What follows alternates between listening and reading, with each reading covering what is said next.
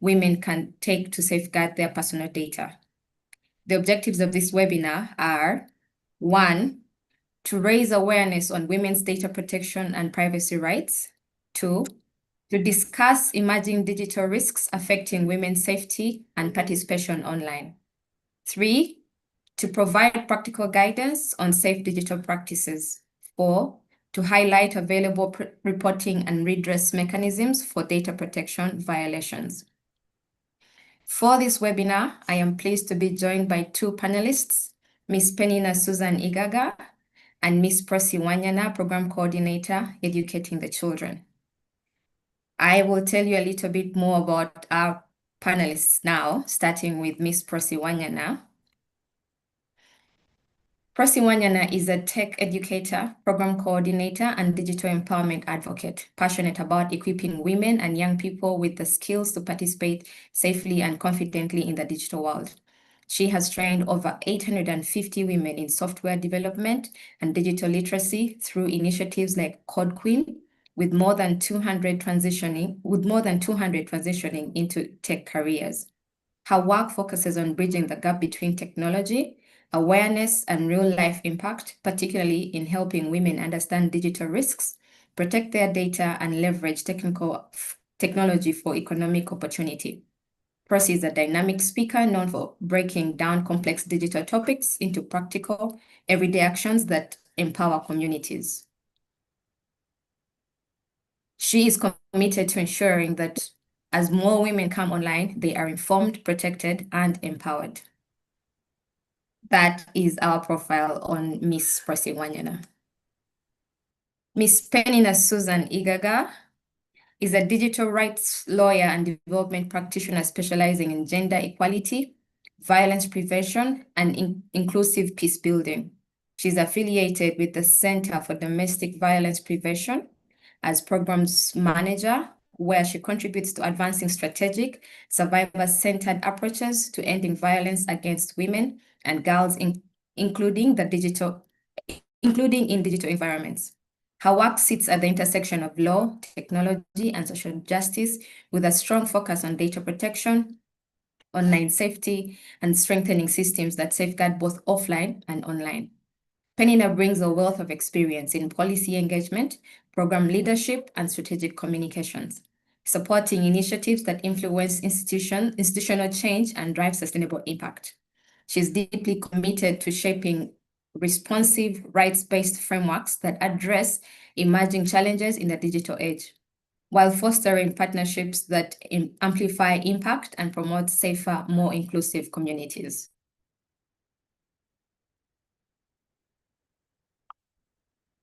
Ladies and gentlemen on the webinar, please join me in welcoming both Ms. Prosi and Ms. Penina. And I will go straight to the questions for our discussion today.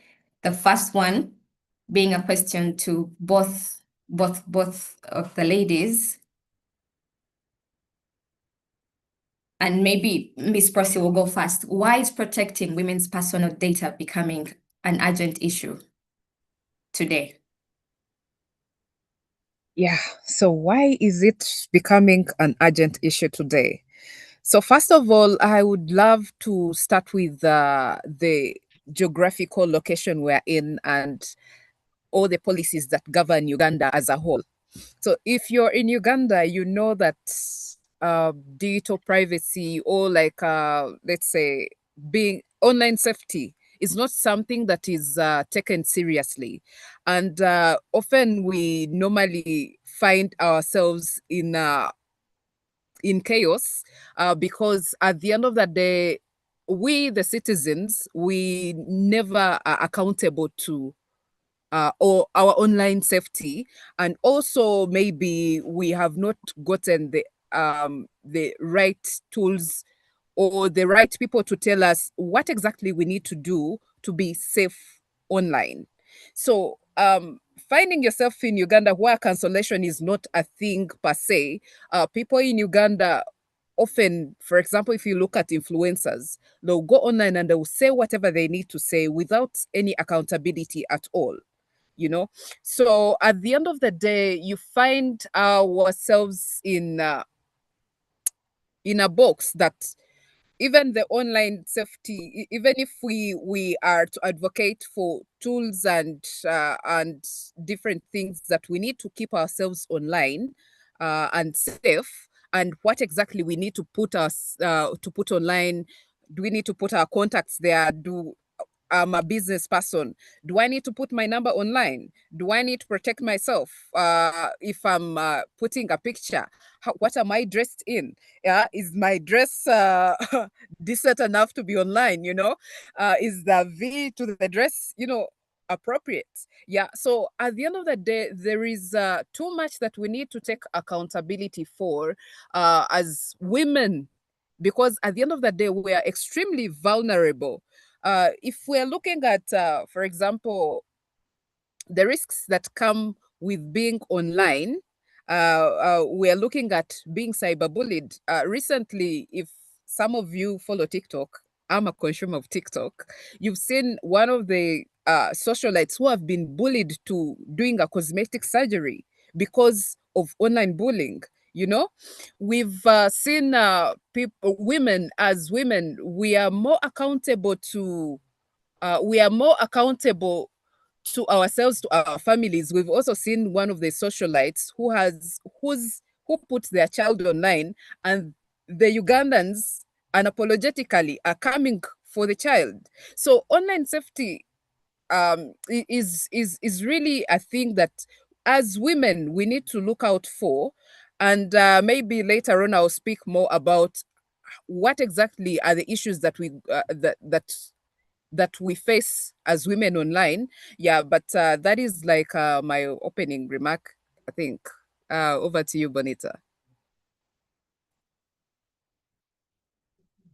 Thank you very much, Percy, for that response that you've given us. I'd like to hear from Miss Penina, and then maybe we can have a back and forth about this. Miss Penina?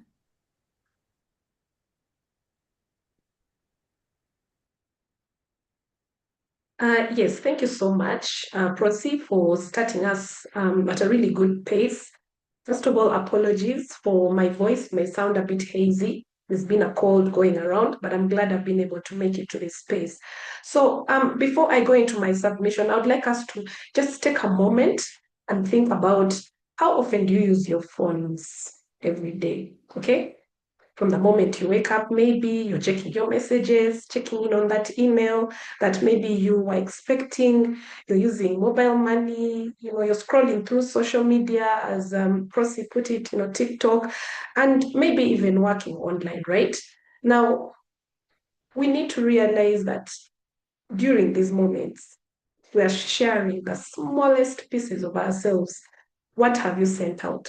You're sharing out your phone number, you're sharing out an intimate photo to your loved one, your location to that app that has asked you for that location because you want to buy that commodity online, right? Even in our conversations, we're guilty of taking screenshots and sending screenshots, okay? So this conversation has become part of us, and it's something that we need to talk about.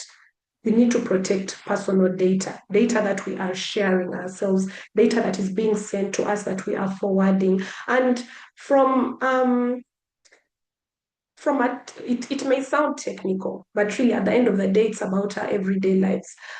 The reality is that when information falls into the wrong hands, okay, it can be used to harm women. And that is why this conversation has to be had. Someone can share your photo without your consent. They'll use your number to harass you, get money out of you, and even track your movements. Okay? Now, the conversation has been that platforms should be able to support women, the government needs to come in. But at the end of the day, when it comes to protecting women, we're going to have to come up with a multifaceted approach. It's about the safety of the women. It's about their dignity, and it's about control that these women have, the power that they have to manage their personal data. So just like I like to use very simple examples, just like the way we lock our doors at home, we close our windows. We also need to think about protecting ourselves in the digital spaces. And in thinking about protecting ourselves in these digital spaces, I guess that is where different questions come up of what can we actually do about it and what rights do we have as women? Do we know these rights? Are we aware of them? And that's why this conversation is really important. Thank you. Thank you very much, ladies. What I'm hearing from the conversation so far is that online tools are more than we can imagine now. Previously, it was a simple Facebook, then Instagram, now you have TikTok. But the variety of these platforms means we share different types of personal data, which could set us up to be targets. I think we've seen that very vividly in maybe perhaps the second question that we're going to go into, which is about sex trafficking. You're putting your photo up there. You think, and it's your right, should be your right if you want to do that. But you think to yourself, I really like this photo. You take it, you put it up there, and someone sees it, and you never know where it could end. It could end with someone cutting a deal without your knowledge to have you trafficked to somewhere else. But that's because they possibly have access to where you live, what your routine is like. You know, you've seen those morning routines, my 6 a.m. routine, my whatever routine. They know your routine. They know what time you get up. They know where you go. And they know so much more information about you that perhaps if they did not have that information, you would not be a target. And the real conversation today here is why data protection and privacy for women matters. And such the use of technology, and as much as it provides these opportunities, it also makes women a target. Outside of technology itself, we already have women being targeted, even without necessarily being on these digital platforms. So I'm also hearing about, yes, compromising our digital safety, but then also needing to protect our dignity as well on those platforms, which is essentially protection of our data, whether that's being enforced by people, the powers that be, or ourselves, like close the windows, close the doors, which leads me to our second question. And yes, our second question, and this will go to Ms. Prosi. What are the real dangers women face when their personal data is exposed or misused online beyond just privacy concerns? Thank you so much, Bonita. What are the real dangers women face? So here we are assuming that everything is already out there. I've put my picture there. I've put my phone number there, whatever. Yeah. So at the end of the day, what are real dangers that women face? We start with cyberbullying. As I said, recently we've been seeing how many of people who are in the limelight are falling victims to these specific things. Cyberbullying.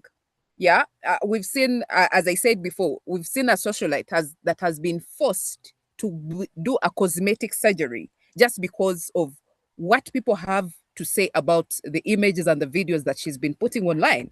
Yeah, so cyberbullying is really, really something that puts women in depression. It makes you second guess yourself. Am I beautiful enough? Am I worthy?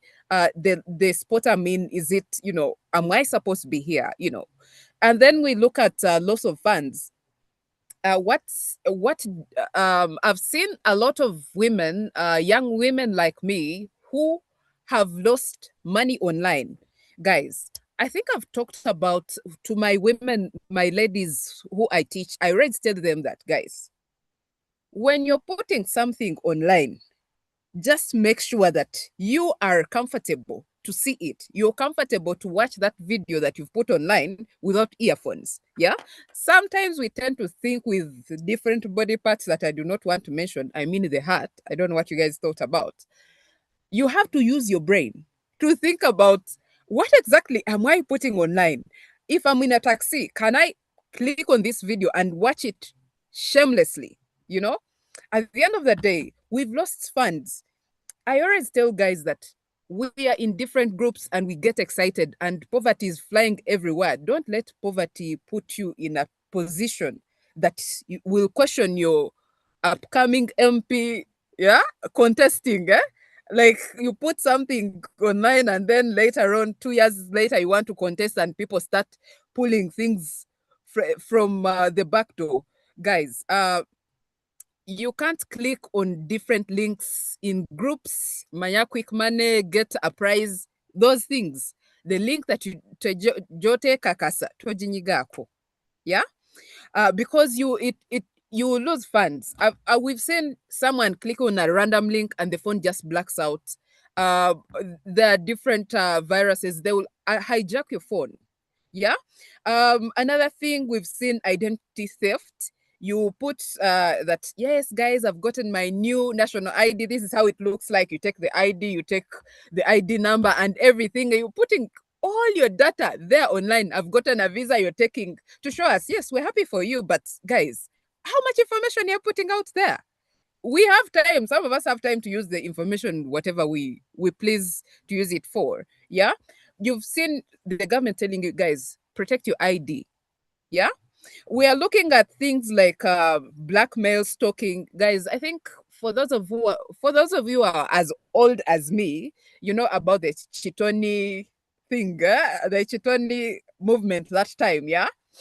That information that was put out there for that celebrity, Negunogwaka up to now, it is still there.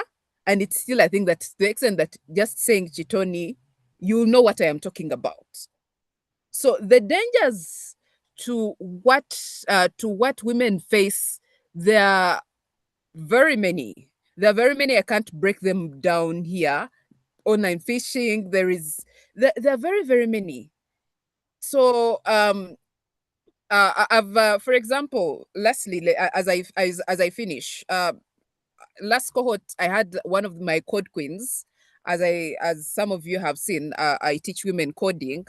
She was asked to share her LinkedIn profile, and she shared her online password and email, and this random guy was logging in her email. They gave her $100, and this guy was like, I will use it to advertise my business. And then later this guy locked her out and she lost everything on her LinkedIn channel, you know. And LinkedIn, to be exact, like, this is a professional channel. You need to jealously protect your things. Like, your life depends on it. Yeah. So yeah, over to you, Bonita. We don't have too much time for me to break all these things down. Thank you so much for your passion in explaining this situation. And what I've been hearing is some of the dangers include cyberbullying. You've given us Yes. many examples from that TikTok incident. Yeah. I mean, you have cyberbullying, or things that make you feel like I'm less than, because you're looking at people with unrealistic bodies, with Yes. unrealistic skin texture, you know, and so many cosmetics Right. and things telling you, you're not doing better with your skincare routine. Yes. Feeling as though you're not enough, and that could also lead you to doing things that may put you in danger because you want to look like the women that you see on these platforms. I'm also hearing identity theft, you know, which is very much linked to the example that you gave us with the LinkedIn incident, which will lead us to a next question that is going to Miss Penina, but issues of blackmail and online phishing. And you already have, and I think this is just my personal input as well, is Yes. balancing the cultural norms and of the stereotypes of what women can and cannot do traditionally, which Yes. technology does not take away. So obviously, when you go online and you post some things, you will get harassment in the sense of people telling you, you're a mother of four. Definitely. How can you do that? You know, and the world will I come know. down on you just because you wore a pair of Yes. shorts. But that's a conversation that we'll keep having. So on to our next question, which goes to Miss Penina. Despite increased internet use, many women still do not fully understand their data protection rights. What key privacy and data protection rights should women know when organizations collect or use their personal information? I think this is a very interesting question, leading up from the example that Miss Prosy gave about the lady whose LinkedIn details were stolen for, you know, well, yes. So over to you, Miss Penina. Thank you so much, ladies. Prosy, you're very right. A lot of online harm happens. Okay, it goes even beyond those that are named. It reaches the point of even affecting someone's mental health. Now, there's so much awareness going around, Bonita, and we know that we've had the PDPO office going around having campaigns. Us as Center for Domestic Violence Prevention, CEDOVIP, have gone ahead to just try and increase awareness about, the harms that happen to women online and how they should protect themselves. But at the end of that day, being aware about something is different from you actually knowing that you have a right to go ahead and fight. Okay, so I'm going to break this down again. Anytime someone, especially an organization or an individual, asks for your personal information, like how an app can ask you, put in this or do that, you need to be confident about how you feel giving them that information. Okay, so the first thing you need to ask yourself is, why does this person need this information? Is it relevant? Okay, if an app is asking for your location or your contacts, you need to take a minute to pause and question, is this information really important? Also, is your consent sought? Is this consent that they seek from you conditional? We have instances where you cannot go ahead in an app unless you put in your information. And that is some of the conversations that we're having with the platforms. Why is it that I have to access a certain part of your app, but I have to give up much more than you are giving me? And you see, as you keep going in and you keep going in, you're giving more information. And secondly, you need to feel like you have a choice. As a woman, you can say yes and you can say no, but you can also go ahead and request. Okay? Not every request deserves your information. Request for information. Why do you want to use this information? And they should be able to answer that. If you walk into a public place, we just simply write inside a book. You're walking into a building and they'll ask you date of birth, this, that, and the other. I just want to go in there and get an Airtel or MTN line. Why am I being asked for my date of birth? Okay, isn't that information that should not be collected? Or isn't that information that needs to be controlled?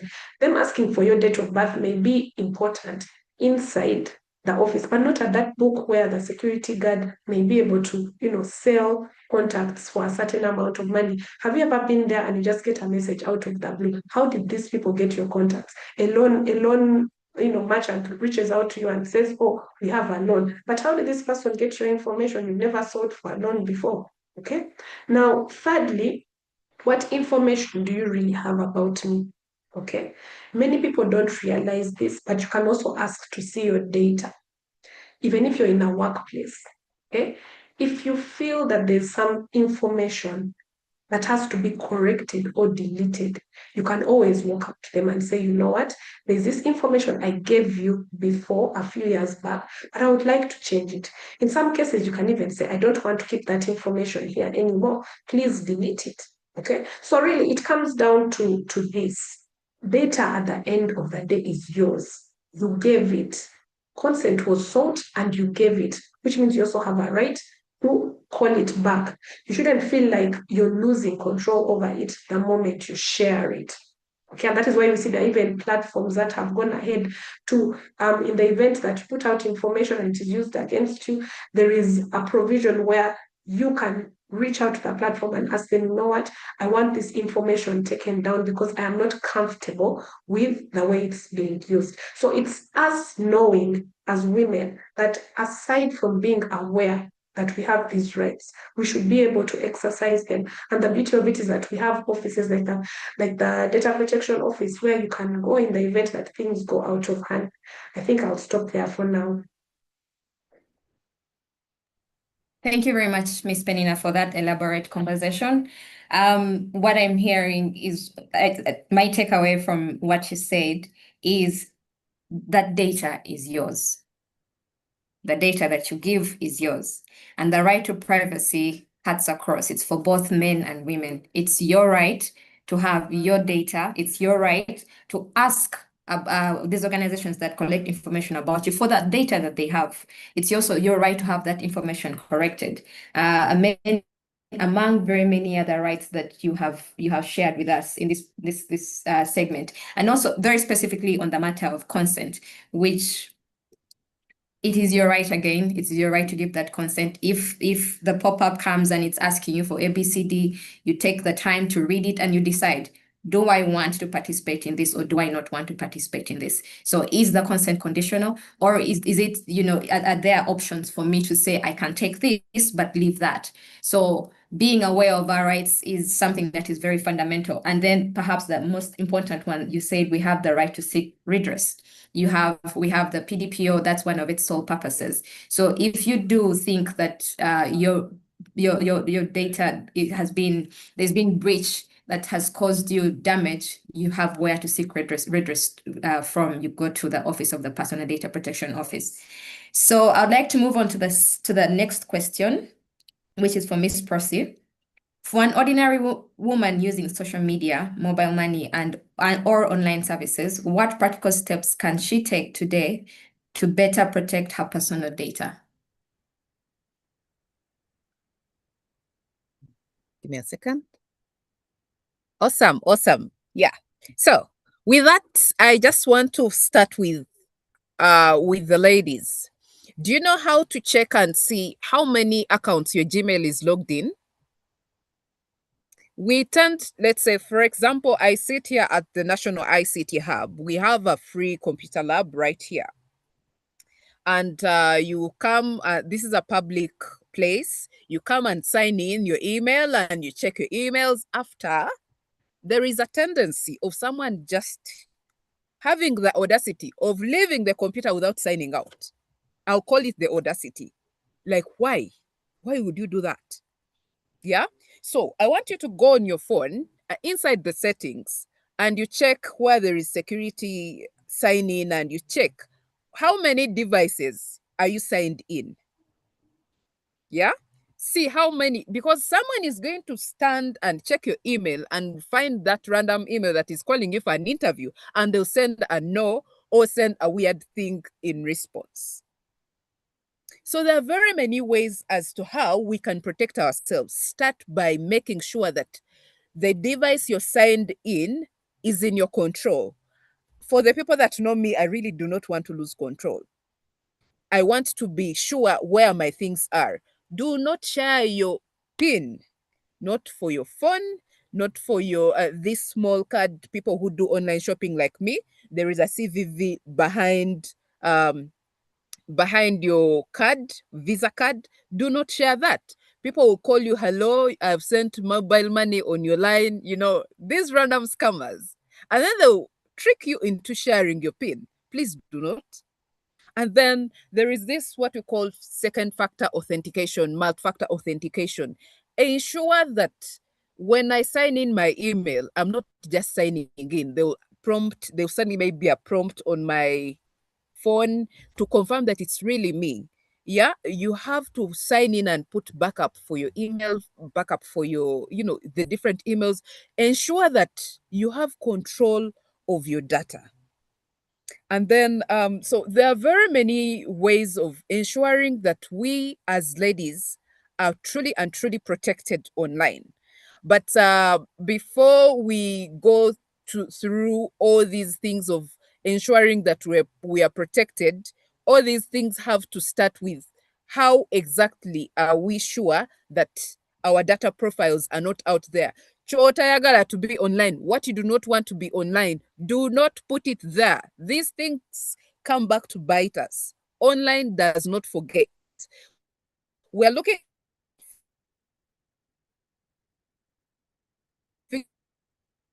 fingerprint. Lucky enough, you can change your password, guys. But the biometrics you cannot change, cannot undo it. I can come back and recognition. Please ensure that you trust who you're sharing these things with. Recently, I had a job. I do gigs. We have to survive. I do gigs. So one of the gigs that I got was to test the biometrics of this specific company, and they were going to pay me around $25 an hour. It was a good deal, right? But I looked at how much information they were asking from me. Scan your face, put your fingerprint. I was like, suspicious. This is a startup. I do not know you guys. Yeah, so I can't do that. I love money, but not that much. So we need to be careful as to how much information you're putting out there. And I think I talked about, if the video you're recording, please think with your brain, not any other body part. I mean the heart. Think with your brain. If my dad looks at this video, will I be ashamed? If someone wants to use this video, I am in maybe in love with this person and they've convinced me I'm too much in love. I don't know. Crazy about this creature. If they're convincing me to record a video that I will not be proud of, please, guys, think with your brain. It doesn't matter. Love will come back. You'll get someone else. Please do not record it. Don't. Yeah, so it starts with us. Bonita, I can tell you a lot of things that these guys need to do. But if you yourself, you're not willing to protect yourself, your image, right now you may think, I have nothing to protect. I have nothing to lose. But you do not know about the future. Guys, you don't know about the future. You'll be hand selected to get that visa to go somewhere. And one of the things that has come up this time of scholarships and all these things, they'll ask you to submit your social media accounts. Yeah, there's this thing called DeepSeek. When we are looking at, yeah, I think I'll talk about that one AI later. But please, let's look at the information we're sharing online before we talk about being secure passwords and sharing whatever. Yeah. Back to you, Bonita. Thank you very much, Miss Percy. This feels like going to a sort of branch, and we are discussing very serious issues. So I'm very excited about the passion you're bringing to this conversation. And what I'm hearing, for me, the theme that I've picked out is control, control, control. And that's what I've noted. One, sign out of the public devices if you go to use public devices, or if you use someone else's device to sign in to do whatever it is that you need to do. Please do remember to sign in, because most of these apps require us to use our emails. Even banks require you to use your email. So your email is possibly next to your NIN. So do not forget to sign out of public devices or other people's devices, or to sign out of all devices when your devices are lost. Do not share your PIN or your CVV. Sometimes we think we're being too generous by giving people our PINs or our CVVs, or you're too lazy, so you ask someone to do shopping for you and you hand over your card. Not the safest move. You've also encouraged us to implement multi-factor authentication. Most of these applications have that, so that if you sign in on the computer, it will prompt maybe an SMS onto your phone that you have to put in a code, or you'll have to approve on another device for that particular authentication. So thank you very much for that conversation. I'll go over to Miss Penny now, and our question really is regarding redress. If a woman experiences online harassment or misuse of her personal data, what realistic options does she have for reporting and seeking redress? Okay, thanks for that, Bonita.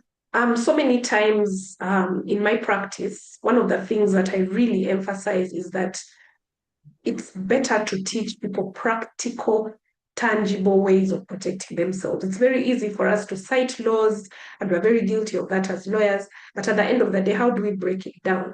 Now, let's be honest. Even with us being careful, you've put in passwords, you've not shared screenshots, you've not done anything. Let's be honest, sometimes things still go wrong.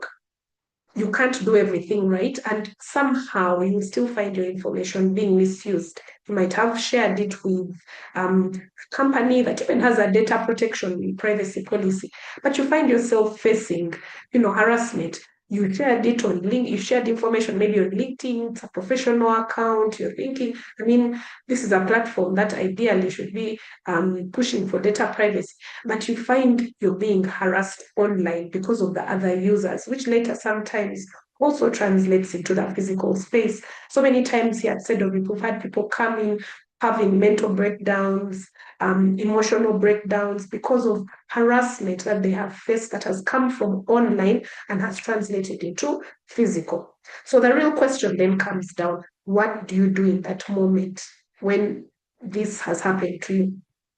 The first thing we always say to the women is pause and gather your evidence.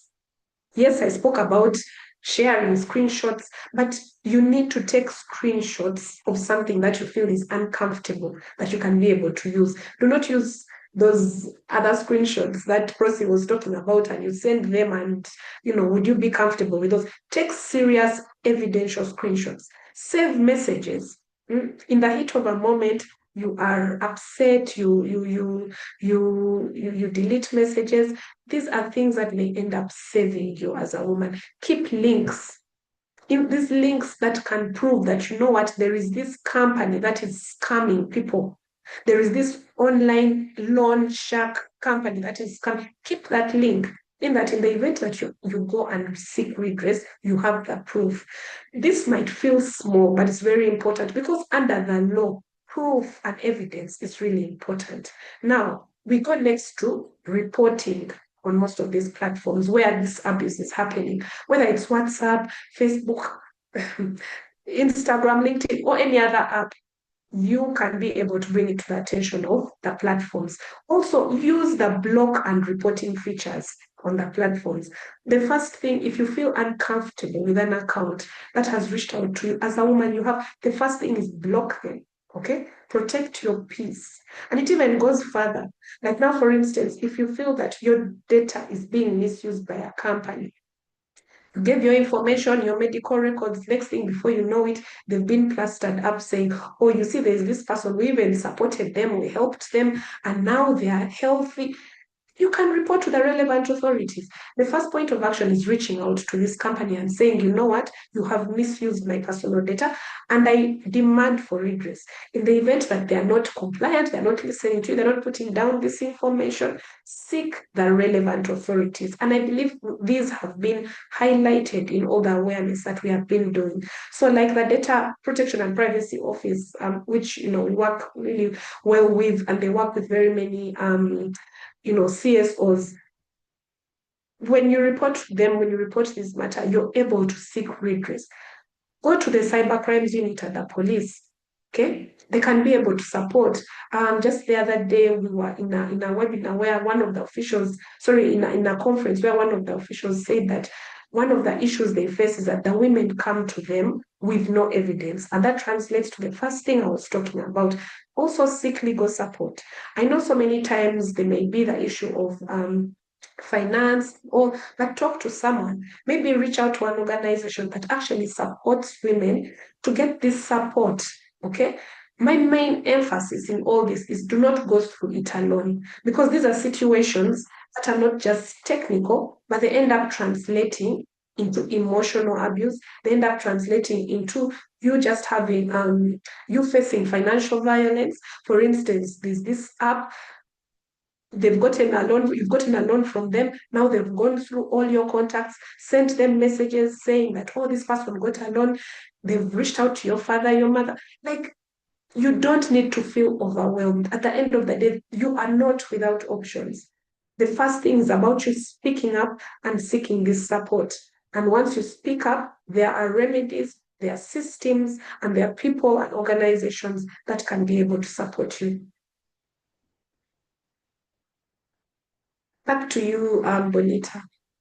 Thank you very much, Ms. Penina. Ringing for me is you are not without options. Do not go through it alone.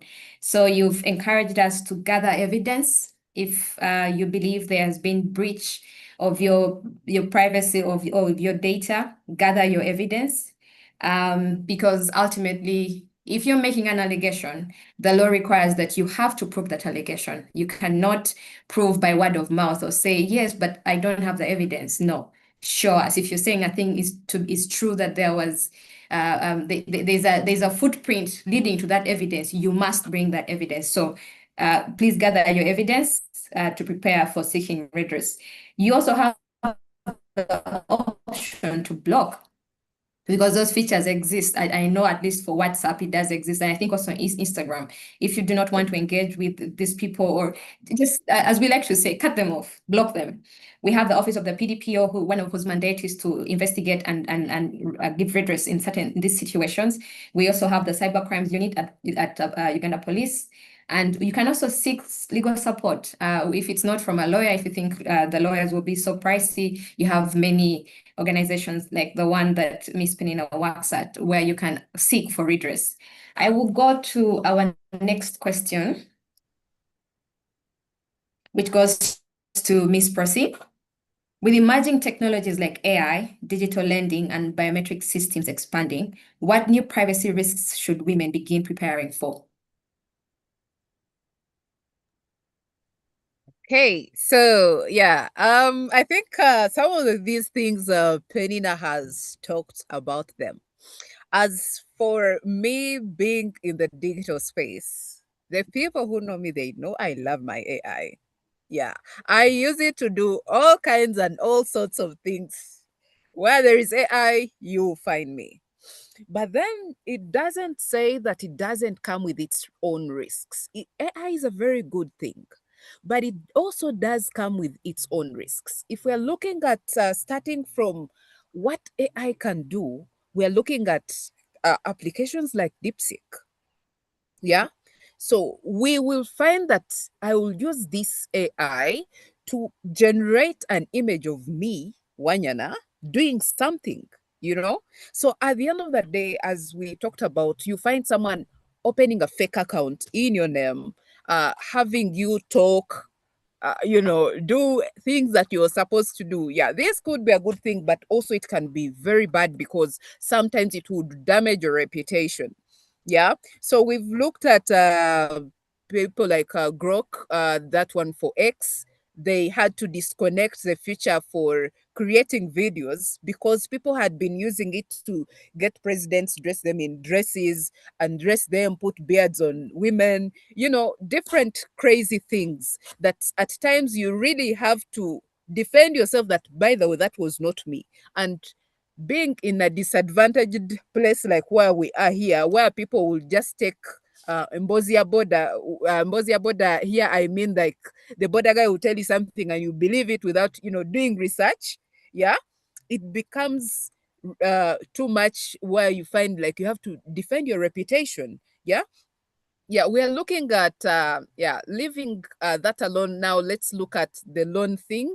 We've looked at digital lending platforms. Yeah, so guys, this quick money, click here, get quick money things, we need to really be careful of which application. Yes, I'm desperate. My child has swallowed a razor blade, but at the end of the day, which app am I going to click on to get money from? Personal data is very important. Some of these guys have like a bypassing virus that is going to enter your phone and it is going to scoop all your contacts, and then you find people calling my sister Penina, telling them to pay my 100 Ugandan shillings loan.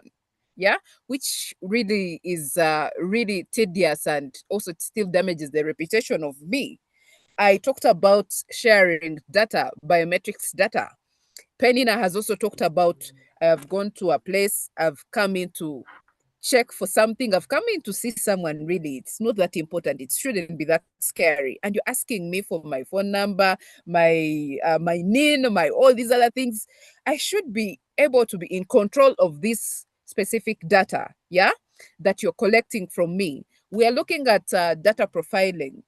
Please, when I am in a place and they're asking for, I've gone to ask for a loan and I've been able to provide my NIN, I've been able to provide all these other things. Why are you asking about my children? Yeah. So we are in an era where technology is very good, but it's extremely deadly in the wrong hands. So I would love to close this question with still emphasizing, what are you sharing? Who are you sharing it to? Yeah. And for the people who have fallen victims of online fake accounts, of online their pictures have been used by someone else, what exactly do you need to do? Please seek out PDPO. Please seek out people like Penina who know what they're doing.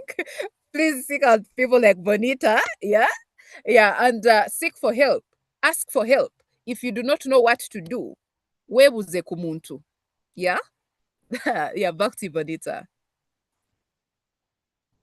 Thank you very much, Miss Percy. When you say when you keep saying doing this, I'm just like, you know how Tamaleme Rundi would say, and I think that's very important. You need to think with your head when you read some of these terms and conditions before you consent to them, because the risks of now modern day technology, AI, biometric, and digital lending. One you've mentioned is identity theft in the digital realm.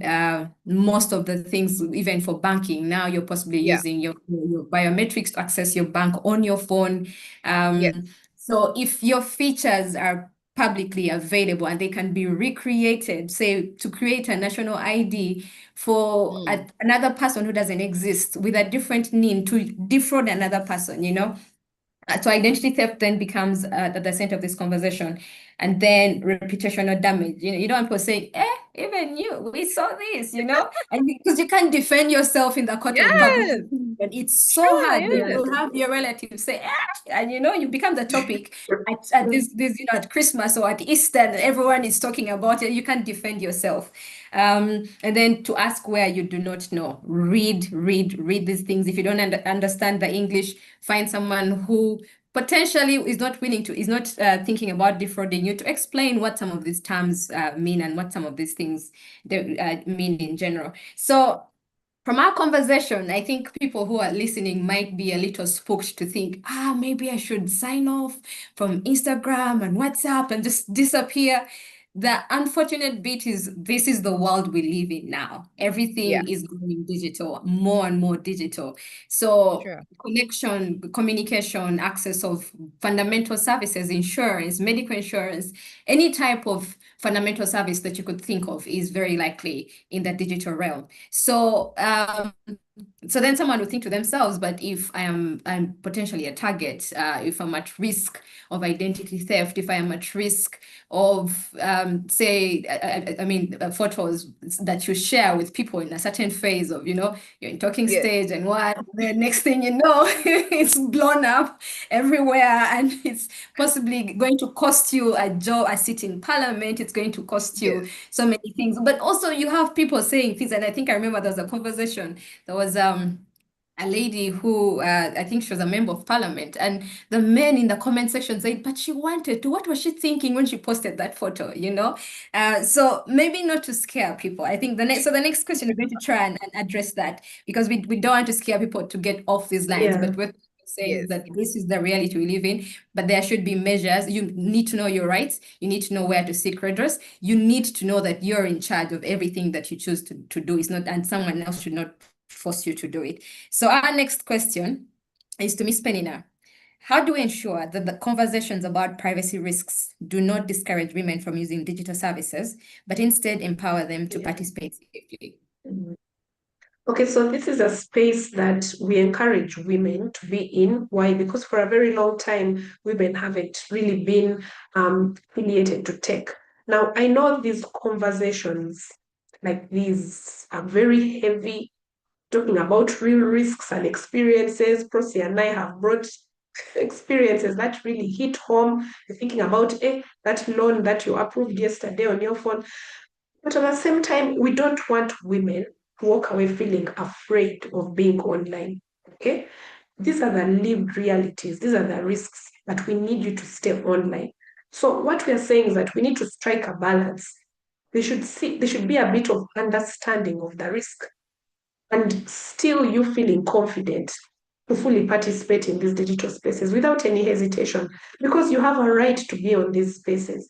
By virtue of the laws of Uganda, both men and women should be able to be on these spaces. So we need to shift from fear of being on these spaces, or you being on these spaces and you're being too careful because you're afraid of what may happen, empowering the women. Okay? Internet is not just a risky space. This is a space where people get gigs, women are running businesses, people are learning, they are connecting, they are finding partners, they are building communities online. So right now, what we are saying is that we need to empower the woman out there. The opportunities are timeless. They are immense. So instead of the narrative being be careful in a way that creates fear, we should say Here is how you protect yourself while still showing up as a woman, okay? Just like you crossing the road, are you going to stand on one side of the road until all the traffic gets finished before you can cross? No, you don't stop walking. You just learn how to be safe and cross that road. So where women understand their rights, they know what to look out for, and they know what to do when something goes wrong. That is what we are emphasizing. You do not withdraw. Become more confident, find the solution. And that's really the goal of the space that we are in right now. Our goal is that it is important that women understand that also attending these spaces help them learn. Why is it that there'll be a poster that goes out about a branch or about a fashion thing, and we'll sign up for it, we'll put in money. But when we're talking about digital space, women and digital space, you find women saying, those tech things will come for you one day. Those tech issues that you're failing to listen to will happen to you. So it's important that you use these spaces to your full advantage. Share with the women groups that you're in. You found this link, you've seen this poster, as opposed to sharing only fashion, shoes, and bags. Of course, that's what's usually in those conversations. Why don't you share about this digital space? Why don't you share about the fact that we're having this conversation? I believe at the heart of this conversation and what we are trying to talk about today is that we need to see and encourage the shift from fear to confidence, from us being vulnerable in these spaces that ideally we should be showing up in and working and making sure that we make it work. We move from vulnerability, and we move to power. There's power in the digital space. Women are making money, women are studying, women are finding all sorts of opportunities. Yeah, so let's use the spaces. Right now we are using a digital space, yeah. Thank you very much, Ms. Penina. That's very reassuring after we've had, a conversation that if someone does not understand the gist of it, might be spoke from the very beginning. It's also encouraging that we need to be empowered as women to understand your rights, to prioritize learning about your rights. So maybe the next time you have brunch, one of the topics could be to talk about how you can make yourself safe online. So it's not just about every other things, but we need to talk about the issues that do concern us while we remain in these spaces to be empowered to have opportunities. We encourage us to also find solutions. There's always a solution. There's the PDPO's office. We're grateful that we have such a conversation that's organized by the PDPO to have this space and time for us to learn more. We're quickly running out of time. But I think maybe one more thing I need to highlight is you asked us to strike a balance, understand the risk and weigh it against the different opportunities. We need to keep taking those opportunities, but we also need to understand and be aware of the risk and how to solve it. So we're coming to a close of this conversation. I will be asking for your parting shots, Ms. Penina and Ms. Prosi. I hope, Anita, I'm not sure if we'll have a time for Q&A, maybe an extension of a few minutes, but ladies, in under 1 minute from both of you, may I have your parting shots starting with Penina? Thank you. Okay, thanks so much. Ladies out there, one thing you need to know, you are not just a user of tech. You have a right to shape how it works for you, okay? Let it be designed in such a way that it works for you. And the only way that can happen is by you using it responsibly, questioning, and making sure that you're safe while using it. Every small action, like questioning what you're sharing, asking why your information is being collected, can make a very, very big difference.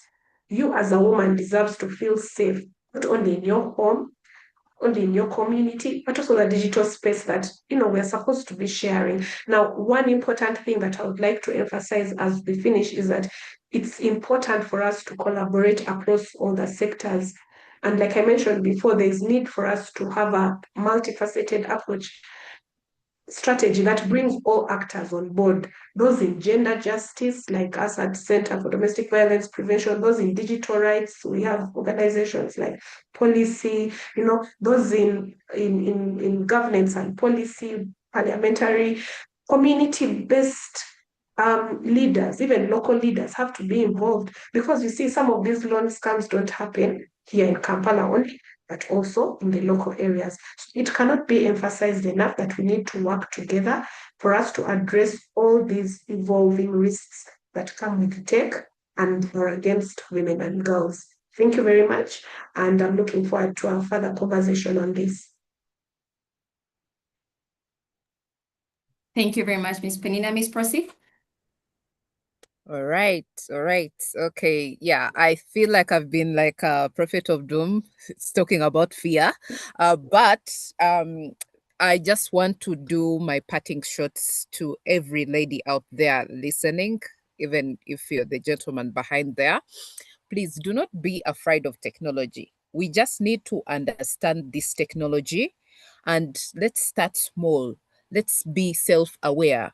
Let's ask questions. Let's protect ourselves, our information, because your personal data is your identity, guys. And the same way you protect yourself is the same way you need to protect that data. Yeah. And let's also look at how do we keep our loved ones safe. Do we need to share the images of our children? These are vulnerable infants or young people who are below 18 that need our protection. So look at what we share online, and let's also learn what are different government institutions or private institutions that I can go to if I have an issue. Do I need to report this to police? So we need to be self-aware and also understand what are my rights. And that is one of the things that we do not know as Ugandans. We do not know our rights. Yeah, so my parting shot is let's learn our rights and let's keep ourselves safe. And technology is also good, by the way. Okay. Thank you very much, Ms. Percy. We do need that wake-up call which you've given us, and it's greatly appreciated. From your parting shots, it's a call to action for all of us to work together as individuals and different stakeholders involved. Knowledge is power. I think the Bible says, "My people perish for lack of knowledge." So arm yourself with that information, know your rights, and know where to seek redress. So we'll go into Q&A. Anita, I'm not entirely sure. Do I do the Q&A? I see we received quite a number of questions. I think we can just take a few questions, maybe in about 5-6 minutes, and then Okay. we call it a day here. Okay, so I can select randomly. Yes. Okay, let me see. We have in the Q&A, I did notice there are some in the chat as well.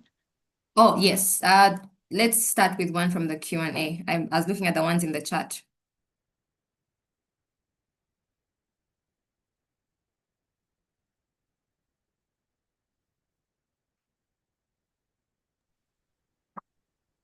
I think Bonita. I Yes. think, okay, because there are 3 in the Q&A. We could start with those. Have you seen them? Okay. Let me find those.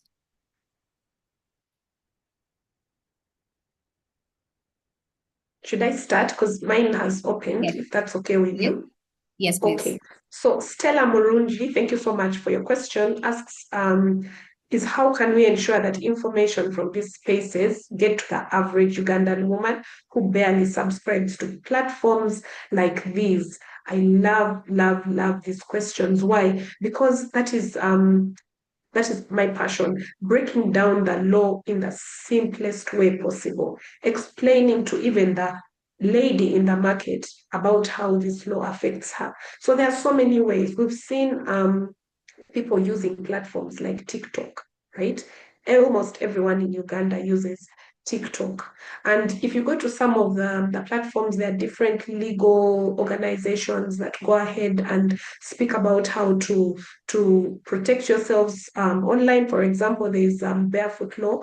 You could go there and just get insight on how to protect yourself, find out, increase your knowledge on the law. Here at Center for Domestic Violence Prevention, we give out brochures in the communities.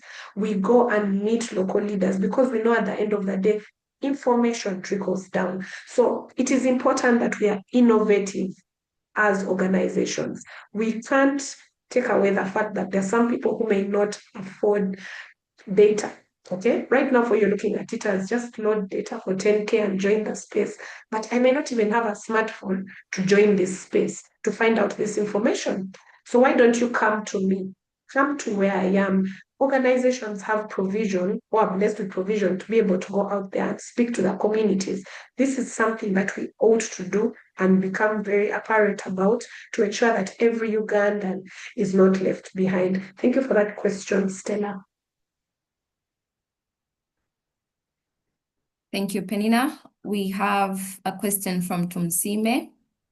Thank you for this program. How can I report online harassment or data misuse, and what steps to take if personal data is compromised? I think we've touched on this, but Ms. Prosi, would you like to just recap for us?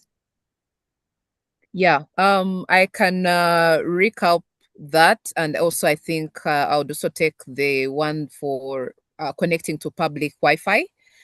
Yeah, so first of all, as I said, for the purposes of being safe and public protection of your data, your personal data being protected, you need to seek help. First of all, you can go to the police and report. You can ask the same organization that has organized this. Yeah, P, P, PDPO. PDP. Yes, PDPO. Yes, yeah, I failed to pronounce it. PDPO. Yeah, ask your friend. Your friend might know how to go about this. So making sure, so if you're in that position and you do not know what to do, please go ahead and ask for help. That's why I said we need to have fingertips of what can I do if this specific thing happens to me. And now there I can also go ahead and talk about public Wi-Fi. Guys, when we're accessing public Wi-Fi, most of the time we may be desperate, but look at the things you're accessing on the public Wi-Fi. Are you accessing your bank application? Yeah. Are you accessing your very important account? We need to just access the public Wi-Fi on the minimal of the minimal point of view. Mostly when we are in spaces where we do not know whose Wi-Fi we're accessing. Yeah, mostly maybe if you're at a cafe and you're like, okay, I'm at Java's this time round. If anything happens to my things, I'll hold them accountable because I'm at this specific place. I'm here at the National ICT Hub. If something happens to me, I know who to hold accountable. But if you're just there in the random bus and you see something like a public Wi-Fi and you just click on it, like someone's account and just click on it, you don't know who to hold accountable. So don't access sensitive information on a public Wi-Fi. Yes. Thank you very much. Anita, I think this will possibly be our last question. Folks, we're very sorry we didn't have enough time for Q&A, but you can leave your questions in the chat, in the Q&A section. I'm sure Anita will ensure that they are responded to. So there's a question from Nanjala saying, my question is that what recommendations do you have for government and organizations? I suppose in respect with data protection and privacy. I can answer that. I think I hinted on it. Okay, we need to have a collaborative movement. Truth of the matter is, us as CSOs, okay, civil society organizations, the government alone, community members cannot work together because why? We may not know the gravity of the issue if a community member does not come up or an individual does not come up. Even you, the individual, you're part of the stakeholders who should come together in this collaborative movement. Okay, it is important that we acknowledge that we all have a part to play in ensuring that data privacy is protected. It starts with you as an individual by starting with ensuring you protect your own personal data.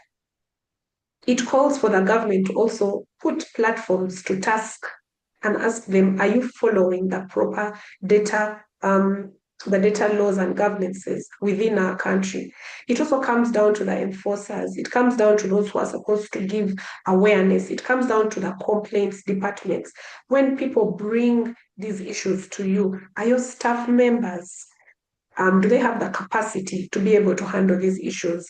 One of the engagements that we have had with the police in the cyber crimes unit is to just ensure that every staff member, okay, in the police, not only in the cyber crimes unit, because most times when you go to the police, you don't go straight to the cyber crimes unit, you go to a police desk. Then you go there and show your phone and you're like, oh, someone leaked my nudes. The first instinct will be, hey, madam, aren't you the one who shared them? And you're like, yeah, I shared them with this person, but I'm seeking redress, because the issue here is that now this person is sharing them with a third party without my consent. You see what I mean? But you see, not very many Ugandans are aware. Even some lawyers, okay? Some lawyers are not very, we may have the basic legal knowledge, but when it comes to the harms, okay, the social harms that affect women and children, or even men on the social platforms, on the social digital world, may not be very apparent to them. So it is important that we all play our part, report, report, report. The PDPO has a link where you can put in complaints. Worst case scenario, even walk there and say, you know what, there's this issue that we have, but start with reporting. The tool is in your hand. What is not reported cannot be dealt with. Yes. Thank you very much, ladies. I have thoroughly enjoyed myself. I hope everyone who attended has enjoyed themselves, but most importantly, learned a lot from today's session. Again, to re-echo, know your rights. You have control over your data. Enforcement of breach is a collective responsibility, but these platforms are very important for us. So know your rights, use the platforms wisely. You're in control of your data. Thank you so much, ladies. This has been an absolute pleasure. I will now hand it over back to Anita. Thank you. Thank you, Bonita. You are awesome. Yeah. Thank you. Yeah. Right. Thank you so much. Today's session has been really, really awakening. So as we come to the end of this, I would like to take a moment to, of course, express my gratitude. Of course, first to you, our moderator, Bonita. Thank you so much for guiding today's conversation with so much grace, so much clarity, and so much warmth. And of course, to our amazing speakers, Penina Igaga and Prosi Wanyana, thank you so much for sharing your knowledge, your powerful insights on protecting women's personal data. Like I mentioned, the conversations were really awakening. I mean, we could see from what was shared in the chat. Your contribution has really made this discussion meaningful, and we appreciate you for that. And of course, to all our participants, thank you so much for showing up, for listening, for engaging, and for caring about this important cause. These conversations matter because they help to create safer digital spaces for women and girls. We also would like to actually appreciate the men who joined us today. Your presence and support are, of course, very important. We do not take that for granted. Protecting personal data and promoting online safety is a shared responsibility. And of course, real progress happens when we work together. On behalf of the PDPO and our partners, the National ICT Innovation Hub, thank you so much once again for being part of this beautiful and impactful conversation. We look forward to continuing this journey with you. If you are there and your questions were not answered, feel free to keep this conversation flowing on our social media platforms and we'll be able to respond to you. Otherwise, thank you so much, ladies. Thank you so much, everyone. Have a wonderful day ahead. Thank you. Thank you so much, Thank you so Anita. much, This has Anita. been great. All right. Bye-bye. Thank you.